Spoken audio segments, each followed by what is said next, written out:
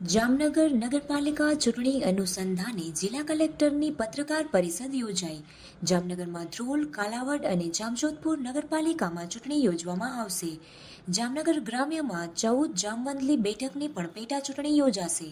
ત્રણેય નગરપાલિકા અને પેટા બેઠક સહિત કુલ 73,915 મતદારો ભાગ લેશે.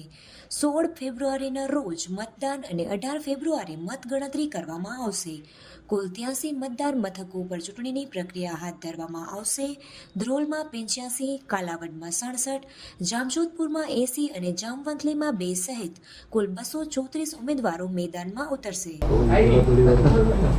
રાજ્ય ચૂંટણી પંચ દ્વારા ગત માસમાં નગરપાલિકા અને જિલ્લા પંચાયત અને તાલુકા પંચાયતની ચૂંટણીઓની જાહેરાત કરવામાં આવી છે.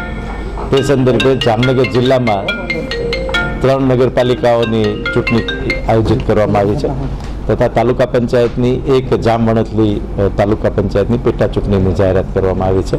જે અનુસંધાને આગામી તારીખ 16ના રોજ મતદાન કરવામાં આવશે. સવારે 7 કલાકથી સાંજે 6 કલાક સુધી મતદાનની તારીખ અને સમય નક્કી થયેલ છે.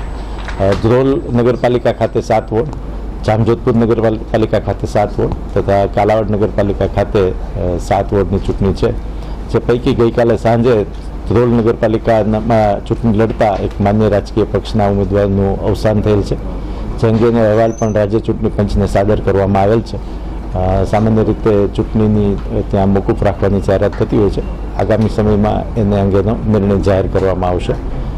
જિલ્લા વહીવટીતંત્ર દ્વારા તમામ પ્રકારની પ્રક્રિયા ચૂંટણીને લગતી પૂર્ણ કરી દેવામાં આવેલી છે.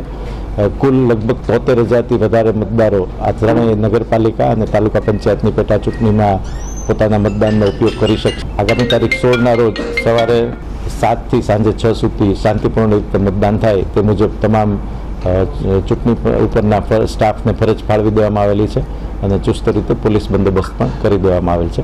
મતગણતરી અંગે પણ સ્ટ્રોંગ રૂમની મુલાકાત મારા દ્વારા અને પોલીસ અધિક્ષક શ્રી દ્વારા કરી લેવામાં આવી છે.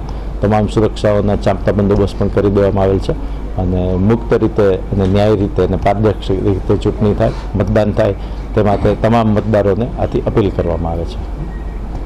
જામનગરમાં જે આપણે 3 નગરપાલિકાની ચૂંટણી છે અને જે તાલુકા પંચાયતની પેટા ચૂંટણી છે, આ માટે કાયદો અને વ્યવસ્થા સરસ રીતે જાળવાઈ રહે એટલા માટે જે દિવસો હતા આ દિવસોને દરમિયાન આપણે અલગ અલગ જગ્યાએ એરિયા ડોમિનેશન અને બીજી બધી જ અટકાયતી પગલાંની કાર્યવાહી બધી પૂર્ણ થઈ ગઈ છે અને અત્યારે જે આપણી ચૂંટણી છે આ શાંતિપૂર્ણ રીતે પૂર્ણ થાય એટલા માટે અલગ અલગ જગ્યા જે ઉપરથી ડીજી ઓફિસથી જે સ્કેલ પ્રમાણે જે બંદોબસ્ત આવેલ છે આ રીતે બંદોબસ્ત મૂકવામાં આવેલ છે. જેમાં 4 એએસપી અને ડીવાયએસપી અને 6 પીઆઈ અને આને અલાવા લગભગ 200 આસપાસ પોલીસ કર્મીઓ અને 200 આસપાસ હોમગાર્ડ અને 8 આપણે હાફ સેક્શન એસઆરપીના પણ મૂકવામાં આવેલ છે અને અત્યાર સુધી કોઈ પણ જગ્યાએ કાયદો અને વ્યવસ્થાની કોઈ પ્રોબ્લેમ છે નથી અને શાંતિપૂર્ણ રૂપથી બધા ઇલેક્શન પૂરા થશે.